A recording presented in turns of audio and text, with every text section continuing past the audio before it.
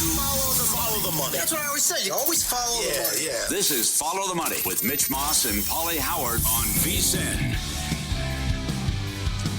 Here we go. It is Follow the Money on VSiN, the Sports Betting Network. Mitch Moss along with Paulie Howard. And we are live in downtown Las Vegas from the Circa Resort and Casino. Very busy, action-packed 3-hour program lined up for you here on this Monday, including the current rules analyst at Fox Sports, Mike Pereira, at on the show in 90 minutes. So much to go over with him from yesterday's action at that time. RJ Choppy, who covers the Cowboys, coming up a little bit later on. And this is a great get today. Daniel Skubal, who was one of the winners here. Their entry won Circa Millions this year. Their record was like 60-26 on the season with 4 pushes. They won $1 million picking games ATS. Why not bring him on and ask him if he has an early Super Bowl pick? So we'll do that coming up a little bit later on in the program, Paulie. And the line is set here, as everybody knows at this point. The Chiefs are 1.5 at most spots. There might be a 2 out there as well. Total around 49.5, maybe a 50 on top of it. And the money line is between Kansas City minus 125 and about $1.30 on the Eagles, plus 105 and plus 110. Before we get into the games from yesterday, what do you make of the number? I asked Jeff Sherman at the Westgate last week if that scenario played out, could we see Philly favored? And it did. Philly was dominant, blew out Washington, looked great, 7 rushing touchdowns. How do you stop Barkley? Hurts was awesome. And then the Chiefs do what the Chiefs do. They don't play that well. They get a huge call that goes their way, and they win a close game again. So maybe the wrong team's favored, but certainly Philadelphia has a better team and a better roster. But it goes back to the nonsense with the officials, and it's 17 straight one-score games they've won. That's the thing I can't even wrap my head around. It's an all-time record that'll never be matched. No. Right? So part of my brain, and I'll tell you, we're watching games yesterday at a sportsbook here in Las Vegas, and we're all like, we all bet. We've been doing this for a long, long time, and we're having that discussion before the game's even kicked off. Like, what do you make the Super Bowl number under these scenarios? And it was before the Eagles, again, were blowing out the Commanders. And we're watching the AFC number move down to like KC -1. Eventually it touched a pick. So our thought was, well, if Buffalo right now closes at or near a pick at KC, then they're going to be favored over Philadelphia if that's the matchup. But on the flip side, on a neutral, I think that also tells you that at minimum, this game should probably be a pick or Philly a small favorite. And it came out like this. And then part of my brain on the other side is saying it's still Patrick Mahomes. So can you possibly make him a dog in a big game like this? Yeah, 2 years ago, they should have beat him. Hurts did whatever he wanted. Yeah. They're up 14-7 before halftime, and he had the big fumble. But Hurts had 300 yards passing and was awesome in that game, and also had the octopus. So you look at it early, it's like, how are they going to contain Barkley? I mean, if you couldn't slow down Cook and Buffalo's rushing attack. That's exactly right. What's going to happen here? And now, finally, it was interesting what Hurts said after the game. I played well, but Sirianni finally wasn't conservative and opened it up, which you still got to worry about that relationship that they have. But I'm glad he said it. He was awesome. The 4th down pass to Brown, even though it should have been caught, the 3rd down pass to Goddard, that should have been a touchdown. The passes to Goddard, we talked about, it's so easy, it's always there. Mm-hmm. Stuff to Smith, he got the PI call as well. That's the best A game right there. The defense can do a better job, but they took it away against Washington. But this is a complete team other than the kicker. And when Hurts is playing like that, that's the best team in the NFL. Yep, I totally agree. Their A game is number 1 in the NFL, especially at this point. They are better than Kansas City, I think, overall, but again, not at quarterback. So, and Mahomes and his history, which we'll get into over the next 3 hours, and you probably are well aware of right now, but it's really uncanny what this guy has done to this point. And also, so in that game yesterday afternoon / last night, right?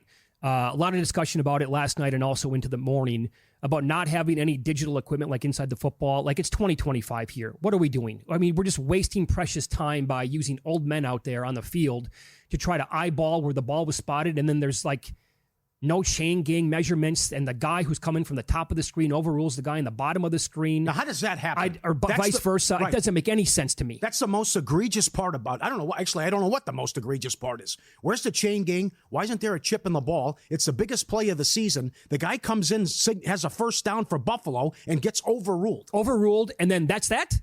And then they go and replay it, and okay, I guess we're going to agree with the original call on the field. There's not enough video evidence. He got to the 40.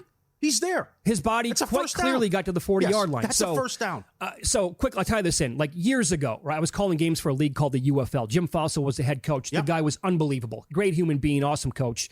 He told the story one time that at the annual like coaches and I think GM meeting, like in the offseason, Mike Holmgren stood up amongst everybody in the room and they were talking about the tuck rule. And he goes, look, if 100 football fans in a room all think the tuck rule was a fumble, then they're probably right and we should call it a fumble. Like the tuck rule is stupid.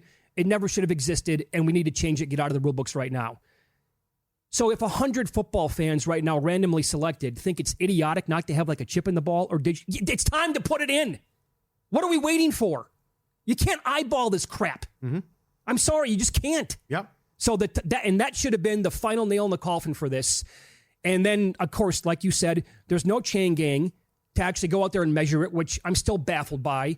But if we can go back to the play before that, how is it not a bigger deal in the last 18 hours that the pass on third down to Dalton Kincaid, his knee never touched the ground? I personally don't even think it was close.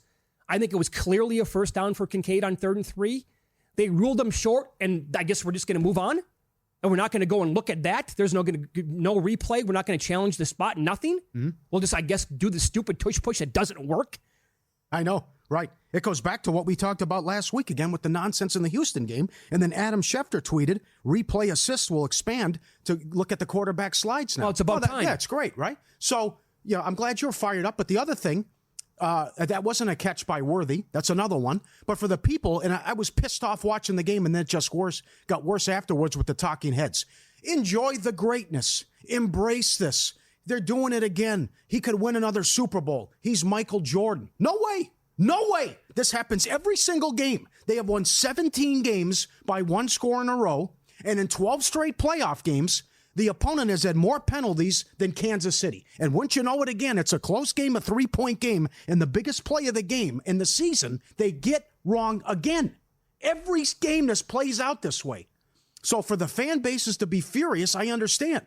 Now, we can debate, is it a sexy matchup? I think it is, but the Kansas City fatigue, there's reasons for it, and it's because, again, how it played out the last 2 weeks. Make them earn it. They have the best player, the best quarterback. It's absolute nonsense, and it's absurd that every big call goes their way and leads to a victory. Yeah. Well, I totally disagree. He is Michael Jordan. I'm 100% on board with that thought.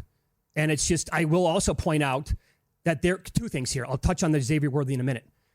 All I've heard so far since yesterday's game was Josh Allen, so good in the game again. That's the MVP. Josh Allen kind of stunk yesterday, and nobody wants to hear it.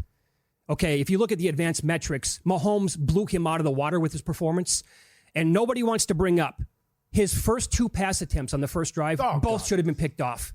I don't know what he was doing there. Should have had another INT late in the game. And oh, by the way, Buffalo fumbled. People are just conveniently forgetting about this because of fumble luck. They fumbled 4 times yesterday, recovered all of them. Everybody's golden boy, Josh Allen, fumbled 3 times, and the ball bounced right back to him or to a teammate every single time. Did not happen to the Chiefs. They turned the ball over. They lost a fumble, and they got away with it. And for some stupid reason, when the Bills took the lead briefly in the second half, they played that next drive not to lose. They started that drive with 6 straight rushes. I hated the play calling. And there was a long stretch in the second half, I think it went into the fourth quarter, where not one time when Allen dropped back to pass did he throw it past the line of scrimmage. Where are you taking shots at all? Can you be a little bit more aggressive in this game and try to put and shovel that dirt on the grave for the Chiefs when you had a 22-21 lead? Instead, you got conservative. And where was more James Cook? The Chiefs had no solution for that guy running the football yesterday. Horrible start. Are you ready to play? You got to be at your best to beat Mahomes. He almost is intercepted twice, and then they go, bam, 90 yards right down the field. It was stealing. Yeah. That's unacceptable, and it's embarrassing. Totally agree. I thought they were going to get blown out when it was 29-10. Great comeback. They were horrendous in short yardage. They were horrendous with the quarterback sneak. They were horrendous on 4th down. Terrible. And that's another big reason they lost and blew the game. And you are right. Other than Hollins, where are the shots down the field? Right. What are you doing? I mean, Kincaid doesn't get a look. Shakir doesn't get a look down the field. I couldn't believe the game plan, especially what you did a couple of years ago with Gabe Davis and how he was Superman. Right. Nothing down the field. I also need to remind people on the Xavier Worthy play. I have the box score right in front of me, and this was a major discussion amongst the people I was watching the game with yesterday as well. You could actually, I think the worst scenario there was for the call on the field to say that Xavier Worthy caught the ball, because then that gave the Chiefs a 1st and goal like at the 3-yard line. and they had the ball with about 3 minutes to play before halftime. There was a defensive holding on Damar Hamlin that people are forgetting about. They declined it. So if that is ruled an INT or an incomplete pass, instead of 3rd and 5 or actually 4th down like you're thinking it is, it's an automatic first down at the Bills' 24-yard line. There is a scenario there where the Chiefs melt the entire clock before halftime, score again, and the Bills don't get it to 21-16 before halftime. And people just conveniently think again that should have been an INT or a drop. It would have been 4th down, and they're forgetting about defensive holding. No, that's kind of a big part of the play. Automatically, that was Chiefs' ball, and I would argue that was the worst scenario for the team. Yeah, very good. But also it goes back to they get every call. I mean, that's still what you said, but that shouldn't have been a catch for Worthy, and then the nonsense at the 40-yard line. Well, that was that. Then look, go. I implore people to look at the Kincaid catch. Yeah, very good, very good. I don't understand how that guy gets overruled. I can't believe it. I know. How do they have how is this guy's spot way off from this other guy's spot? That's egregious. It can't be that way. No. We're live 24/7, Sirius XM channel 158, VSiN, the Sports Betting Network. Whether you're at home, on the road, or on the go, more ways to tune into VSiN. Stream us, VSiN.com, VSiN Watch app, YouTube TV, iHeartRadio, Fire TV, Roku, and now Sirius XM. Great to be back. Yeah, fired up. Love shows like this. Super Bowl is set, obviously. KC a small favorite. We'll get into, again, wrong team favored, question mark. Could it flip? At least one person in the sportsbook industry thinks that it might. And the exact opposite happened for the Commanders that I just told you about with the Bills. And it ended up killing them throughout the loss. That's coming up next here on VSiN.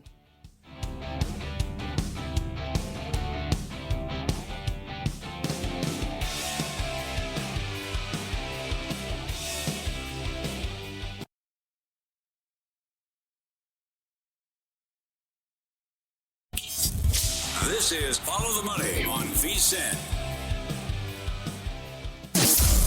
Great moments in history have begun with a question. To be or not to be, that is the question. What came first, the chicken or the egg? Was it over when the Germans bombed Pearl Harbor? And what kind of hair product does Mitch Moss use? But Follow the Money wants to know. Do you concur? Concur with what, sir? Do you concur? You can answer this as an individual or also as a team regarding Mahomes and the Chiefs. We will never see this again in sports. 7 straight trips to the AFC title game. He's not even 30. It's his 5th trip to the Super Bowl. And he's going for a 3-peat at this age. Do you concur? No, we're going to see it with the Dodgers. Oh, wow. That's where we're going to see it. They won it last year. Ohtani had his best season of all time. They never even pitched. Now they bring in Sasaki. 6 straight World Series, 6 straight appearances, NLCS. Yeah, 7. How about what if they would win 4 out of 5? Would that be close? That's the same thing, pretty much. Yes. Yeah, I'm going to say the Dodgers can do that. Now, that's it. The Islanders did it in the early '80s. The Canadians did it a long time ago. The Patriots never 3-peated though. Gretzky Oilers too. I'll give you another one. I think Gretzky won it 3 out of 4 out of 5. Help me out.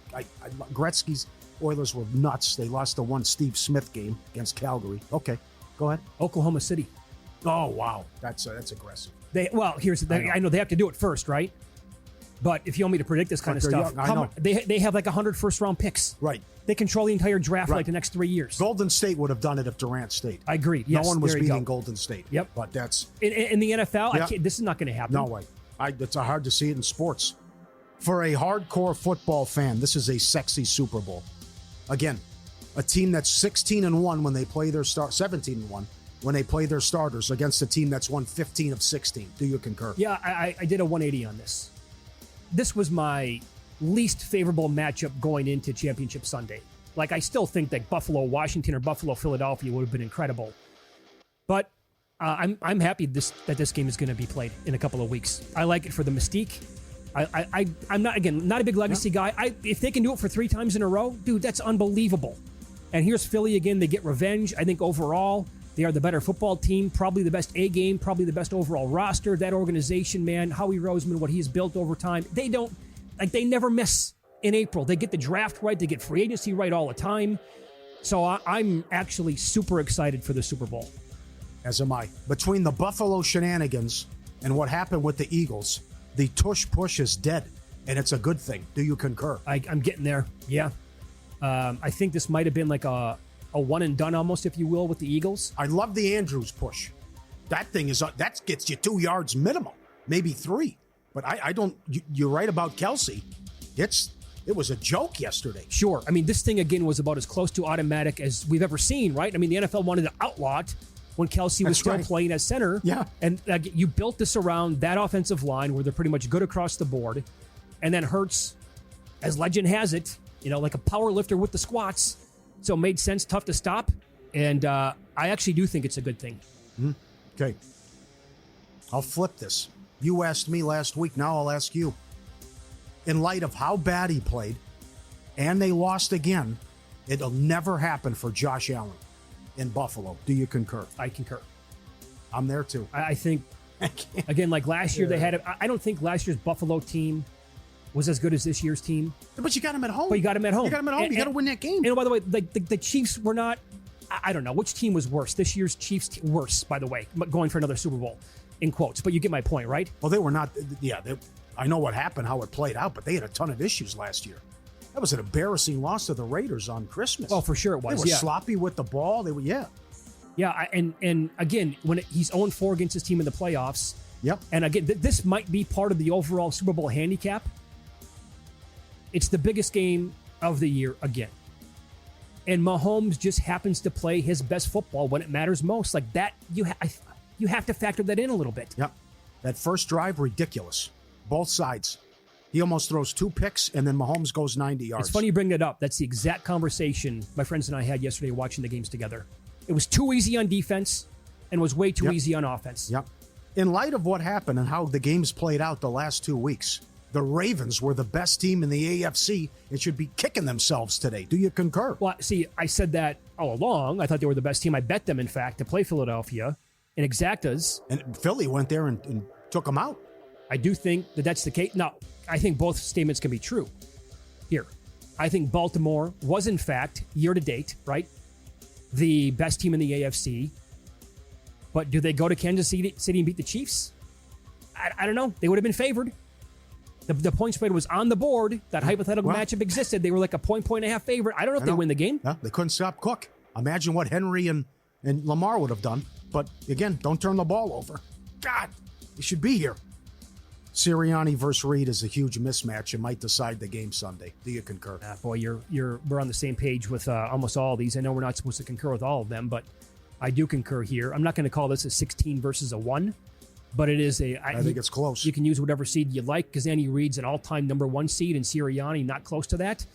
And in the biggest, now it's going to be in a dome, but something tells me, I also, by the way, did not like the Bills settling for a field goal one spot yesterday because in my head, I'm like, you're going to have, based on that first drive, you're going to have to beat Mahomes scoring touchdowns here. And in my head, that's also the same thing that I'm telling myself for the Super Bowl. Like, you can't settle for 3 field goals in the Super Bowl against Patrick Mahomes. It's going to come back and bite you in the ass. Was that 4th and 5 that he tried the 53-yarder? I couldn't believe he did that. And I couldn't believe he made it. But I think it was 4th and 5 when he made the 53-yarder. Yeah. Yeah, I think you're right. But I was at the time, I'm like, I hate this decision. Okay, yeah. Overall. Yeah. Giants fans should not be pissed. This Saquon Barkley was never going to happen for you. Do you concur? I have to concur. Yeah. It's exactly right. As much as it looks like a horrific decision and what were you doing and you had Superman here, you didn't have that offensive line. So also their wide receivers can open things up and you have to respect Hurts too. So it's the best roster in football. Giants fans can't be mad. Yeah. They never had this offensive line. They couldn't get it out of him. He was a star, but they didn't have the pieces around him to help, and they didn't have the offensive line or the quarterback play. It's a team game, right? So he went from the Giants with a bad offensive line, horrendous quarterback play, a lousy defense. It's a bad recipe for a star running back to shine. He went to the team that was probably, the Eagles along with a couple of other teams I could throw out there. It would have worked like it did right now, but they used him beautifully as well, for the most part. So there you go. Do you concur? Yep. VSiN fans, you're in luck. Derek Stevens is offering you 15% off at 3 great properties: Circle Las Vegas, the D and Golden Gate. Whether you're lounging by the pool, or whether you're hitting the Mega Bar, or where Sinatra and the Rat Pack used to drink at the Golden Gate, VSiN15, your promo code. Book your stay now. CircleLasVegas.com. Code VSiN15 Get 15% off your Vegas adventure starts here. Yeah, no, I'm pretty excited about this. I'm glad you asked that question. I'm glad that you are too. I know we were poo-pooing it last week, but all things considered, again, I would tell you that it's a Super Bowl, man. I don't want the season to end. I love the NFL. Mm-hmm. I know that we yell a lot about the mistakes, the bad coaching, the referee, mishaps, but from August until 2 weeks from now, it's glorious, man. It's every week. Yeah, and I felt I was lost Saturday. A little bit. What was that? The first time since August we didn't have a game on Saturday. Yeah. The other thing, it would just have been bananas if it was the Eagles and Bills, though, between those two fan bases and where the game is being played. Right. This is another one for Do You Concur, I guess. I actually like the idea of opening week in the NFL more than I like the Super Bowl. And I love the Super Bowl. But I say that because, again, that means the season's over with. Yeah.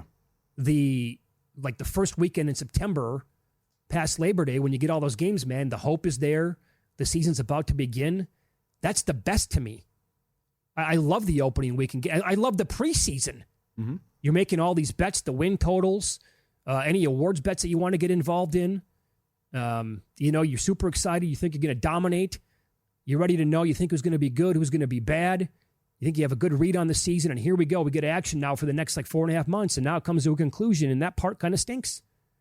But I will say that the offseason does go by a little bit faster than what we think, because post-Super Bowl, you might throw in a vacation.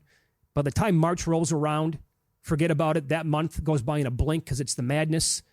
Then in April, you get opening day, you get the Masters, you get the NBA and the NHL playoffs. Then it's May, then you get the Kentucky Derby. June and July's a crawl. Then that's the vacation time, and then boom, football's here again. Yeah, no. So before you know it, it's going to be right here in our laps one more time. Yeah.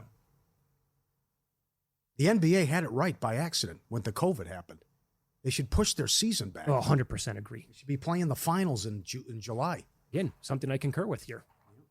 I was told, though, that players would never give up their summers in the NBA. Well, the season's too long. You make enough money in the NBA? Yeah. Come on. Mike Pereira. Embiid's making $70 million in the back end of the deal. Yeah, no kidding. Mike Pereira on the show coming up next. Rules analyst, Fox Sports. He was all over the palpably unfair act rule yesterday. And we have questions. We're also going to get his opinion on the Josh Allen fourth down spot next here on VSiN.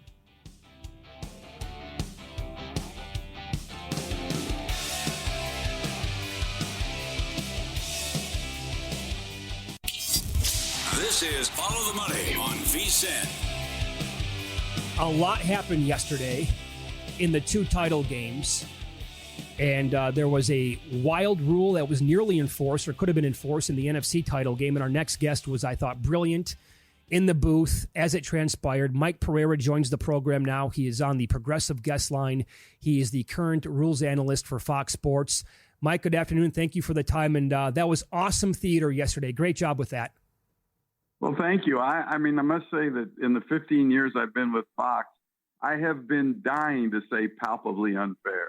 As the rule book has said, I think since that's been in the book since 1942 or something like that. Crazy. So I've been dying for that one. And when Hockley said after the second one that it could be an unsportsmanlike conduct, I knew what had to be in his mind, and I thought, here we go. Just give me the microphone so I can say palpably unfair before he says something like that.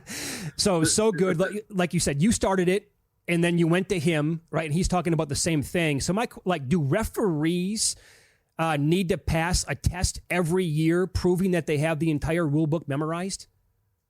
Well, I can't say that you would demand that they have to have the entire rule book memorized, because it is such a complicated book and there are so many nuances to it that it would be very difficult. And, you get a spring test that comes out that's a 200 question test. And then you get a test at the clinic, which is usually a 30, 40 question test at the clinic, and which you must pass. You must pass all of those in a percentage rate of at least 90%. And then you get weekly tests during the season. And so they're well versed in rules, but you just hit some situations that become a little complicated. And this one was one, although there's not a lot of judgment to it, but it's been in the books, like I said, since 42. It basically came in with the thought of if a runner was going down the sideline and a player came off the bench and tackled them. Yeah. They concluded that was all the way back in 42, palpably unfair. So what do? You try to then be fair and say, okay, we're going to give you, the referee, with input from your officials, we're going to let you do whatever you want. If you thought he would have gained another 20 yards, give him 20. If you thought that he was a breakaway and was going to score, then rule a score. So it gives him that right. And then there's some other rules that kind of expanded from that, like what we saw yesterday. There's also one in there which people wouldn't understand. If a defense at the end of the game, if they commit 2 or more intentional fouls on a play to get an advantage in the clock, so have a clock run 6 seconds or something and take a play away, another way of play, intentionally foul, and then take a play away from the offense. Well, now that becomes unsportsmanlike conduct, and you put time back on the clock. All of these scenarios are covered in these 120 pages of this big old fat complicated rule book, and it's pretty hard. It's pretty hard to know every one of them. But yet the number of mistakes that are made when it comes to penalty enforcements are really minute. I mean, it's the judgment that causes the issues and not really the actual rule itself. So you said it was deliberate what they were doing, and it was multiple players and people. Then Hochuli said if they keep with this kind of behavior, who gets the touch? Did you just say, okay, that's it? Touchdown Philadelphia? How does he do that? That's what I got that question asked a lot. Who do you credit the touchdown to? And I can't answer that. There were stats. Some guy said, it's not me, it's the stats nerds that want to know who gets the touchdown. I have no idea. Who gets credit for the touchdown if that happens. I know that there are team stats, and so maybe does the touchdown go to the team and not an individual player? I'm not sure, but I'm sure after this, if the stats guys will probably be discussing that. Yeah, I wonder how that would look in the box score overall. Like yesterday, he just would have said Eagles team touchdown. That's it. Yeah, who knows? Could have been. I don't know. I really don't know because I haven't seen it happen. So I've never even thought of the stats portion of it. That is wild. Follow the money here on VSiN, the Sports Betting Network. Our guest, Mike Pereira, current rules analyst at Fox Sports. He's on the Progressive Guest Line. Let's get into the AFC title game then. And this has been, I think, a bigger talking point since yesterday anyway. Can you take us through what you watched with that 4th down spot with Josh Allen in the 4th quarter? Yeah, I mean, look, I felt there were 2 plays that have gotten some conversation there, but this one was probably the most. And you know,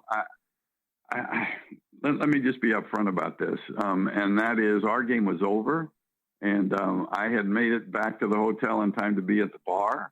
So I was watching it from a bar stool, which doesn't give me the best look. I will have to say that. It was fun watching it from the bar stool. But I mean, look, I thought when I saw it from just what I was watching on TV, I thought it was short, and I never thought it was enough to change. And unfortunately, or whatever, it seems that it's a break that again falls the Chiefs' way. But I didn't hear Gene Steratore, but apparently he said something about he thought a third of the ball of a football length broke the plane. But, you know, those plays, quarterback sneaks, tush push, they're impossible to officiate from the outside. I mean, you can't see in the middle of a pile there, which is really why, you know, the officials were not on the exact same line. The official on top, veteran official, maybe the best line of scrimmage official in the league. He came down a little bit further up. But they're just officiating the body. I mean, they're not seeing the ball when it goes into the mess. And for all of those people that are saying, you know, let's put a chip in the ball, that's pretty short-sighted because, yeah, maybe you can get a chip in the ball and maybe you can see where it is at the foremost point. But then was there an elbow down? Was there a knee down? That you're not going to put, I don't think players are going to allow you to put chips in their elbows and knees. So it's going to be, to me, impossible to tell that. And then we went through a thing in Spring League too, where we put chips in balls for kickers. And boy, the kickers revolted. They were harder. They felt like that they were off center. I mean, and so we finally just said, okay, we're not going to use balls and chips because it affects the flight of the ball. I mean, could that happen too when you're talking about an offensive league and quarterback? I think there's a lot more to it than just saying, let's put chips in the ball and let's go. You just have to realize that, this game is not perfect. I mean, the officiating is not perfect, never been perfect, never is going to be perfect. I don't care what we do with instant replay. It's a human game. And I just don't see it happening. Discussed, yes. Happening, no. I just don't think you can. 2 minutes, Mike. How about the in light of what happened with Houston and Kansas City, that replay assist could expand and look at quarterback slides in the future? Well, that surprises me a little bit too, and I'm not sure where that came from. I mean, are you going to look at the timing of the slide, or are you going to look at the contact? And I mean, and that's where they are right now with hits to the quarterback. If it's called and it's called for a hit to the head or neck area, and there is no contact to the head or neck area, you can take it off. Same way with hits on defensive receivers. You can take it off if called and it's not to the head or neck area. Maybe that's what I assume that's what they're talking about. But the philosophy seems to be is they're going to review calls that are made. But in reality, when you think of the face mask controversies that we've had, the calls that caused the controversy were the ones that weren't made. And so are they going to get involved in making those calls? Look, it's going to expand. And I think if you look at it from the standpoint you can review what is called, then you ought to be able to review what isn't, if it's clear and obvious, especially if it's player safety. Did you have an opinion on the Worthy catch? I didn't think there was any way that you could change it. People are saying it hit the ground. Of course it hit the ground. But was possession lost by whoever had the ball at that point? No, the ball was solid. And now the question of the challenge was, which I think is what Buffalo was challenging based on John Perry being their rules guy, who possessed it first in the air? Mm-hmm. Because that's the question in simultaneous catch. It's who gets it in the air. In order for it to be a simultaneous, they both have to get it at the exact same time. Remember in the Green Bay-Seattle game with the replacement referees that time, that really was incorrectly called because the Green Bay player had the ball first. And I think that was challenged, but they didn't feel like there was enough to say that there was clear possession with both players in the air by one of the two players. Fair enough. Mike, you're the best. You're also a very busy man. Thank you so much for the time today. We appreciate that. You got it. Thank you, sir. There you go. Mike Pereira. Follow him on X as well. At Mike Pereira joined us here on the Progressive Guest Line. All right, so good explanations on all of that. Up next, we will touch on a big NBA card tonight. And I have a bet on a college basketball total as well. This should be a really entertaining game. This is Follow the Money on VSiN, the Sports Betting Network.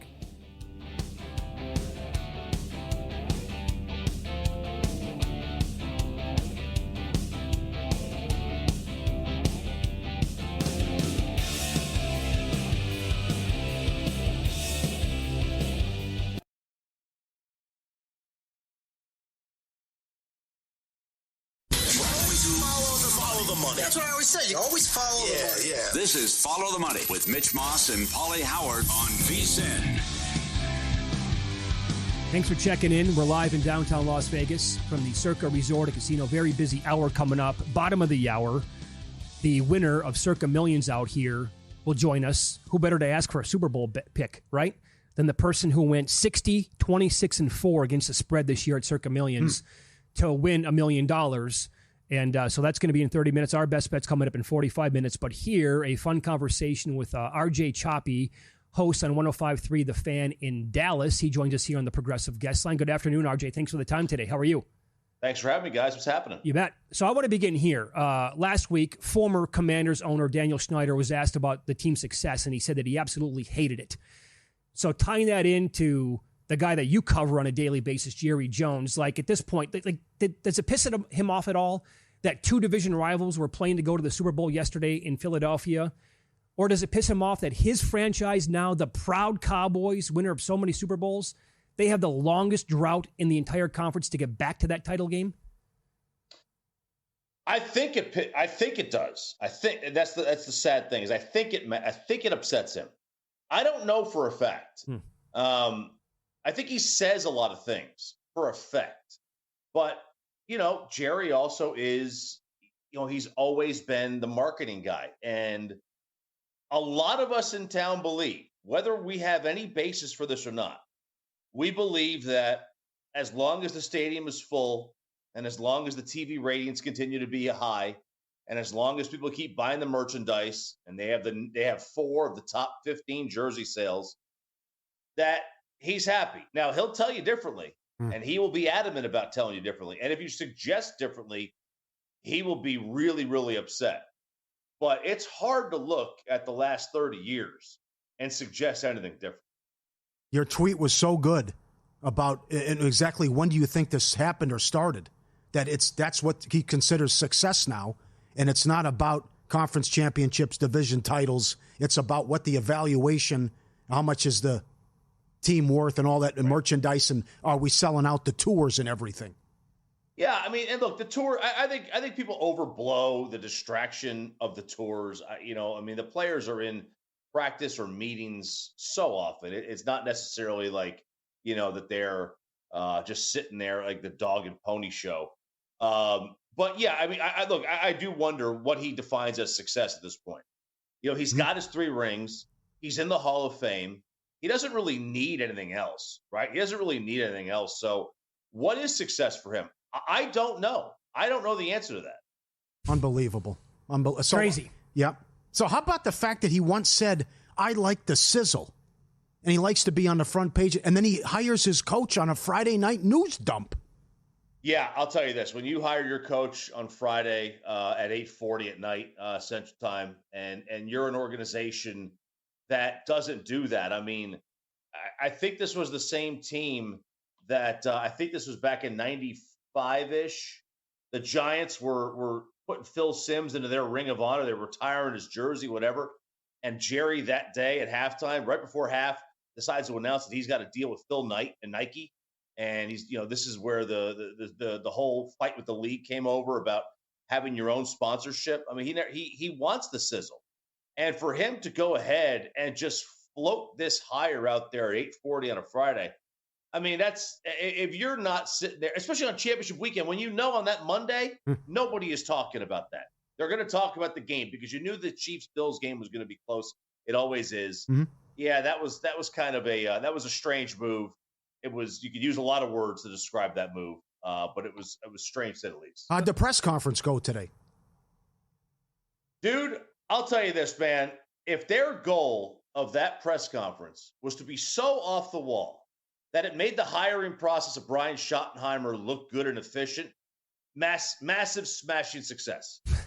This is a ghost ship right now. That's what they are. They're just floating in the ocean with no direction. The Dallas Cowboys are a ghost ship. That was one of the weirdest press conferences I've ever seen. I wasn't there. I watched it. I didn't go to the I just can't stand to go to those things. We had just gotten done with our show. I wasn't going to make it up there anyway. And, that first question, Brian Schottenheimer gives his introductory speech. And then the first question hits, and it's Jerry. And he filibusters like a seasoned fifth-term senator would. I mean, it was fantastic. It was brilliant filibuster. I mean, he talked for almost 30 minutes. And he said absolutely nothing in those 30 minutes. It was wild. I never seen anything like it. Did he actually, did the following words actually come out of his mouth, though? Because I missed it as well, traveling, getting ready for the show. Quote, this is as big a risk as you can take. No head coaching experience, end of quote. Yeah, he said that. So here's the context, right? Sure, we love doing this, right? So he was weaving his way through this long answer, and he says, and we have talked about this all week, or last couple of weeks, that he doesn't want to step out of his comfort zone. He likes the familiarity of people he knows. And if you look at it, look who he interviewed, and look who he interviewed in the past. Okay. The 2 external candidates he interviewed were Leslie Frazier and Robert Saleh. And as sad as it is, those were mandated by the league, external minority candidates to satisfy the Rooney Rule. The other candidate was Kellen Moore. Kellen Moore is an internal. He may not be playing. He may not be coaching for the Cowboys, but he's an internal candidate. They have a relationship with him. And then Brian Schottenheimer. They were not going to go outside of the organization. They wanted somebody inside the organization. So the whole thing was Jerry likes familiarity. That is his number one, I believe, number one criteria to be the head coach of the Dallas Cowboys is to have familiarity with Jerry or the organization. They went outside with Wade. They went outside with Bill. They went outside with Mike. But more often than not, they really like the familiarity. And that was not what this was. I mean, this was a familiarity hire. And he said in that risk thing, he goes, people say I don't like to get out of my comfort zone. And he goes, let me tell you something. I am taking a big risk here. And I'm like, how awkward is this? You're trying to flex that you're willing to go outside your comfort zone. Meanwhile, you're saying the guy sitting 2 feet to your right is a risk. What the hell is going on? Yeah, no kidding. Yeah. Well said. Follow the money here on VSiN, the Sports Betting Network. Our guest, RJ Choppy, host on 105.3 The Fan in Dallas. It's a totally uninspiring hire. We're a gambling network, obviously, here. Like, if they put the win total, and they have a lot of talent. They had a lot of talent this year with injuries. If they put a win total on Dallas, like around 10 again next year, to me, it's going to be an automatic play to the under again. What say you? Oh, I would lean towards the under. I mean, I think they'll probably put it right around 9.5. Probably. But, look, I mean, this is still a talented roster. If Dak Prescott's still a good quarterback. He's a good enough quarterback to get you to 10 wins. Yeah, they got CeeDee Lamb. They got Micah. Who knows who they draft. They're still a good roster when they're healthy. At the end of the day, that's what matters really in this league. Do you have a good roster? Mike McCarthy, I like Mike. Mike's a good coach. Mike's not Vince Lombardi, and he still won 12 games 3 years in a row. Sure. So it's like, yeah, they could absolutely hit that number. The Cowboys are always, they're always going to be overinflated. A lot of bettors. People want to hit that number. People always love betting the overs. That's why the unders a lot of time play. So they're going to boost the Cowboys number anyway. So it's going to be hard to hit. It really is. But I don't think I would be stunned if it's over 9.5. Yeah. Sorry. I was going to say, how low is the morale for the fan base? Because you had a great line that I don't know how many times this has happened. The guy has already been fired by the fan base. Today was the press conference. He's already been fired by the fans. And that's a sad state of affairs. I feel bad for Brian Schottenheimer. Brian Schottenheimer didn't deserve this. I mean, he's a longtime football coach. His father was a tremendous coach who got very unlucky a number of times in the NFL. It's just, he doesn't deserve this. But unfortunately, like, you took the job, you're hired to be fired. The fan base has already fired him. The fan base morale is at an all-time low. I have not seen it this low since Dave Campo was here. Wow. I haven't, man. Even at times with Garrett, when they were going 8-8 3 years in a row, it was higher. It was higher than this. Holy smokes. This is the only time I think. All right, so going into the 2014 season, they actually went 12-4 that year. Their win total was 8.5, and we were all going to sit there and sprint. We wanted to all go to Vegas that summer and take the under. We thought they were going to get destroyed that year because they had just gone 8-8 3 years in a row. They passed on Manziel. Romo was always hurt. They drafted Zach Martin. They go 12-4. That's the only other time I think I could go into a season thinking that this has been as low as it is right now since the Campo era. Wow, incredible. Like a minute left here, RJ. Was Belichick, all things considered, was he ever a possibility? Like going back before he signed the deal with North Carolina? I don't think so, man. I don't think so. Yeah. I don't think he ever was. I don't think Belichick was ever a real possibility. I think Dion, maybe. I think that was more just kind of both people helping each other out. I don't believe Bill was ever a possibility. If he was, I don't think he ever takes the Carolina job. I think he really wanted to be in the NFL. I think they really wanted Mike to come back, and then they kind of screwed around with Mike, and he said, "Guys, I'm out. I'm too good to be taking a 2-year deal or to be forced Jason Witten on me as my OC. I've won a Super Bowl. You're not going to do that to me." Yep. I think they got caught with their pants down. That's why they're in the position they're in. Yep. True or false? The Cowboys are the third best team in that division now moving forward. Yeah, true. There is a Daniels sophomore slump like C.J. Stroud might have, Sure. like he kind of had. But yeah, true. Now the one thing is, nobody wins this division back-to-back years. That's true. You're not happy You're to right. go for, so we'll see. Yeah. RJ Choppy, our guest here on the Progressive Guest Line. Follow him on X, and you can listen to him on 105.3 The Fan in Dallas as well. That was awesome, RJ. Thanks for the time today. We appreciate that. Thanks for having me, guys. Well Be good. done. There you go. Oh, man. And he is on X at RJ Choppy. It's really, really bad, man. Brian Schottenheimer. Of all guys. Oh, my God. Make the total 10. It's an autoplay to the under. It has to be. It's not going to go well.